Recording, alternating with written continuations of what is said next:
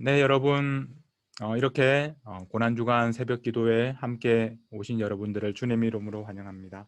오늘부터 저희들은 이번 한 주간 동안 함께 걷는 십자가의 길이라는 제목을 가지고 우리 마가복음 말씀을 함께 읽어 나가게 됩니다.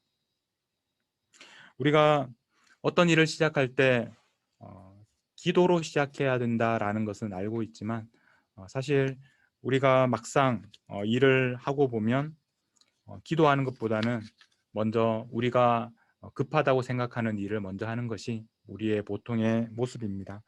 오늘 우리가 이 첫 시간 고난주간 첫 예배를 하나님 앞에 드리면서 예수님께서 겟세마네에서 기도하셨던 이 장면부터 시작하는 것이 참 의미가 있다라는 생각이 듭니다.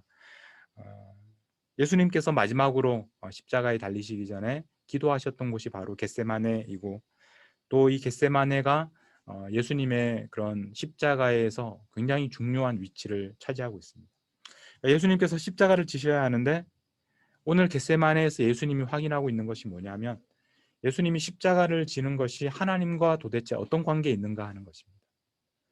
여러분의 삶이 하나님과 어떤 관계에 있습니까? 여러분이 지금 겪는 그런 모든 일들이 하나님과 어떤 관계에 있습니까? 그래서 그것을 확인하는 것이 바로 예수님의 기도였습니다. 우리는 보통 기도를 언제 하게 되느냐면, 물론 이제 평소에 또 기도를 하시지만 특별히 우리가 간절하게 기도하게 될 때는 아무래도 우리에게 여러 가지 어려운 문제가 생겼을 때입니다. 그래서 그 문제를 해결하기 위해서, 그 문제를 우리가 어떻게 하면 해결할 수 있을까 고민하면서 하나님 앞에 나가서, 하나님, 저에게 이런 문제가 있습니다. 이 문제를 해결해 주십시오. 이 문제를 도와주십시오. 제가 할 수 없습니다. 이렇게 우리가 보통 기도를 하게 됩니다. 몸이 아프면 그 몸이 아프지 않도록 건강을 위해서 기도하고, 경제적으로 어려우면 하나님께서 이 경제 물질적인 문제를 해결해 달라고 그렇게 기도를 하게 됩니다. 그런데 예수님의 문제는 지금 문제가 생겼습니다. 지금 예수님께서 십자가를 지셔야 됩니다.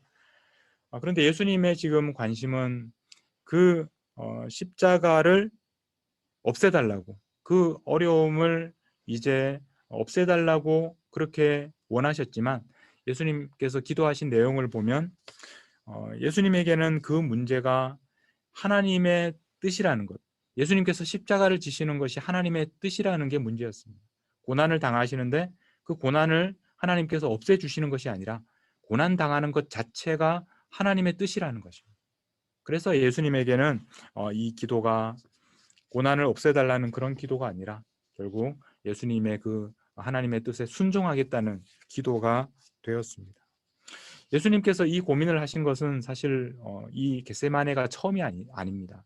예수님께서 이 땅에 오시는 것도, 그리고 이 땅에서 지금 살아오시면서 계속해서 예수님께서 십자가를 바라보고 계셨고, 십자가의 길을 걸어오시면서 수없이 이런 고민들을 하셨을 것입니다. 이런 기도를 하셨을 것입니다. 그런데 이제 마지막으로 예수님께서 겟세마네에서 기도하는 그런 모습을 볼 수 있습니다. 오늘 우리는 예수님께서 이 마지막 겟세마네에서 기도하시는 모습을 보면서 우리가 예수님과 함께 십자가를 지고 그 십자가의 길을 걸어갈 때 우리가 어떻게 기도해야 되는지 하는 것을 우리가 배울 수 있게 됩니다. 예수님께서 오늘 말씀을 보면 얼마나 힘드셨냐면, 음, 내 마음이 심히 고민하여 죽게 되었다라고 말씀합니다. 죽게 될 만큼, 정말 죽고 싶을 만큼 너무나 힘든 시간을 예수님이 보내고 계셨습니다. 그래서 예수님께서는 제자들에게 하시는 말씀이 너희는 여기 머물러서 깨어 있으라, 나와 함께 깨어 있으라 라고 그렇게 제자들에게 당부하고 예수님께서 기도하러 가셨습니다. 예수님께서 이 상황에서 어떻게 기도하시는지 한번 살펴보도록 하겠습니다. 첫 번째 예수님의 기도를 살펴보면 36절 말씀에 보면 이렇게 기도하십니다. 아빠 아버지여, 아빠 아버지여. 뭐라고 기도하셨습니까?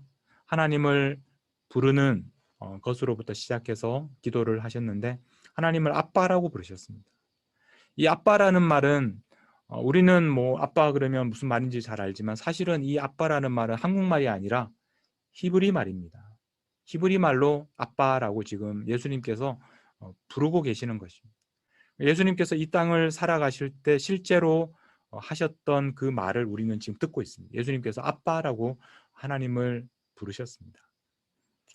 이 아빠라는 말이 우리는 무슨 말인지 알지만 사람들은 잘 모르기 때문에 그 다음에 나오는 말이 아버지여, 이렇게, 이것은 이제 번역된 말입니다.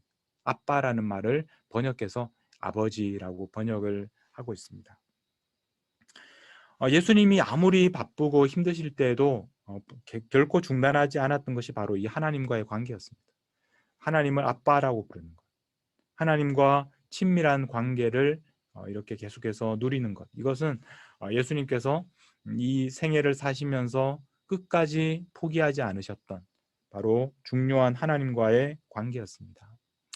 여러분, 우리가 십자가의 길을 걷는다라고 얘기할 때는 제일 먼저 우리가 해야 할 일이 있습니다. 그것은 바로 하나님을 아빠라고 부르는 것입니다.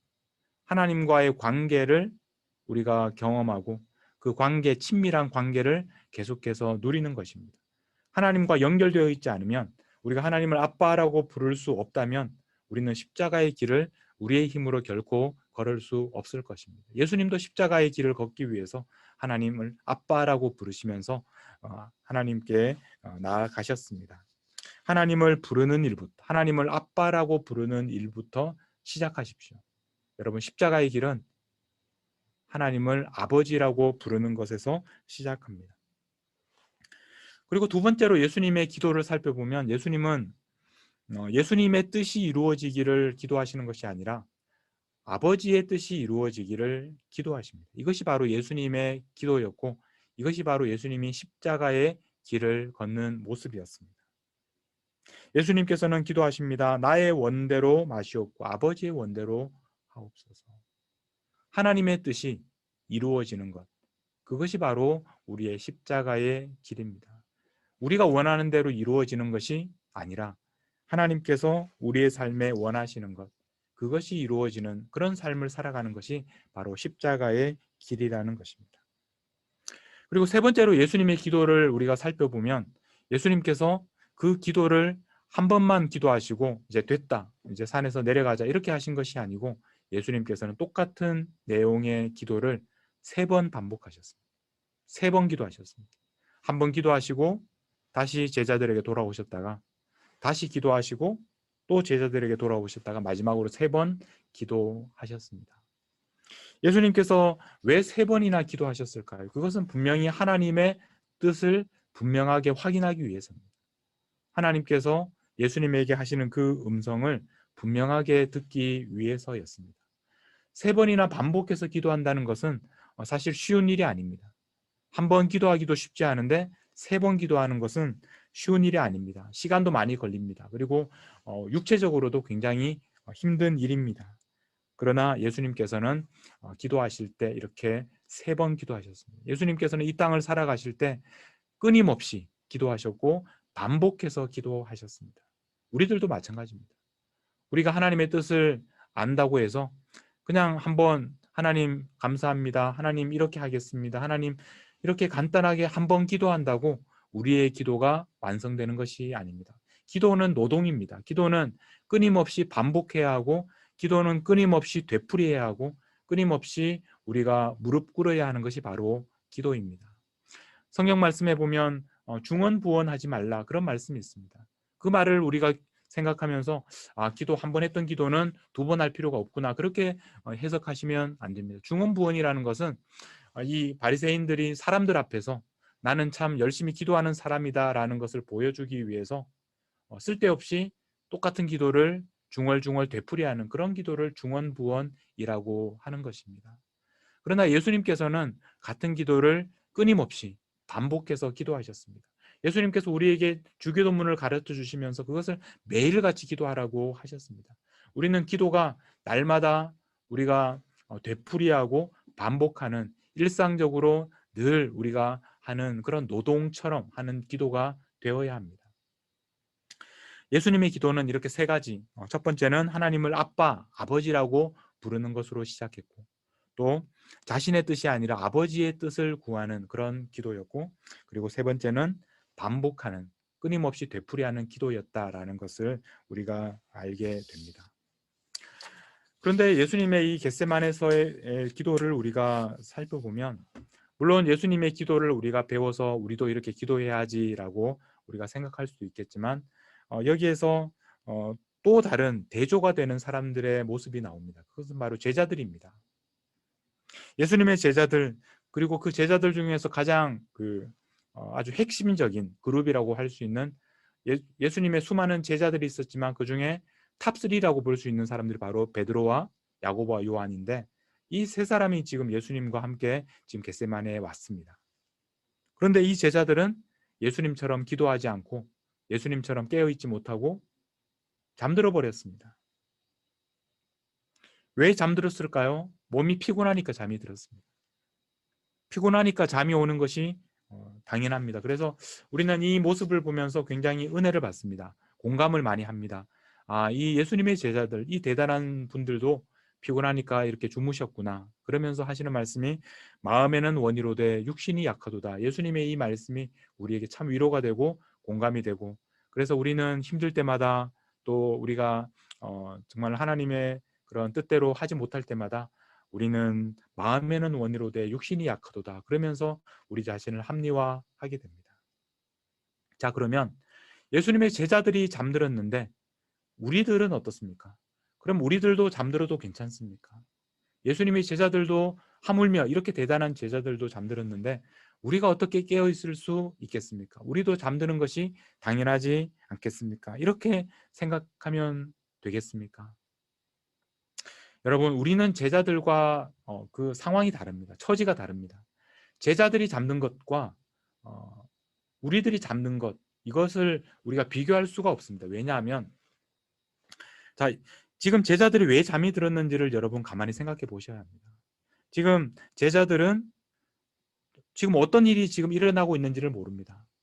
예수님도 제자들과 똑같이 피곤하셨을 겁니다. 그런데 예수님은 왜 잠들지 못하셨습니까? 예수님은 지금 잠시 후에 예수님을 잡으러 오는 사람들이 있고, 그래서 예수님이 이제 잡히실 것이고 이제 넘겨지시고 재판을 받으시고 십자가에 죽으셔야 되는데, 여러분, 예수님이 잠이 오시겠습니까? 그 모든 상황, 어떤 일이 일어날지 알고 계시는데 도저히 잠을 이루실 수가 없는 겁니다. 제자들은 그런 걸 모르니까 잠이 들었습니다. 자, 지금은 어떻습니까? 예수님께서 2000년 전에 십자가를 지셨는데 지금은, 오늘은 이제 우리가 십자가에 달릴 차례가 된 것입니다. 예수님의 제자들이 잠이 든 것은 그것이 자기 일이 아니기 때문에 그렇습니다. 자기하고 상관이 없습니다. 예수님이 십자가를 지시는 것이지 지금 자신들은 뭐 십자가와 상관이 없는 그런 사람들입니다. 그런데 예수님은 당사자니까 잠이 드실 수가 없었습니다. 오늘 우리가 잠이 드느냐 잠이 들지 않느냐는 우리가 그 십자가를 지는 당사자냐 당사자가 아니냐, 이것을 우리가 알게 되는 겁니다. 우리가 만약에 십자가를 지는 당사자라면 우리는 결코 잠이 들 수 없습니다.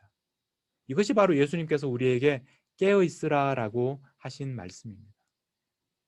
우리가 십자가를 지는 그런 당사자라는 것을 우리가 알고 있다면 우리는 결코 잠이 들 수가 없습니다.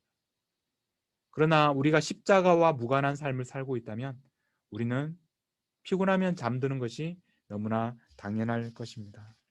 여러분, 예수님께서 십자가를 지셨던 것처럼 오늘 우리는 십자가의 길을 걸어가고 있습니다.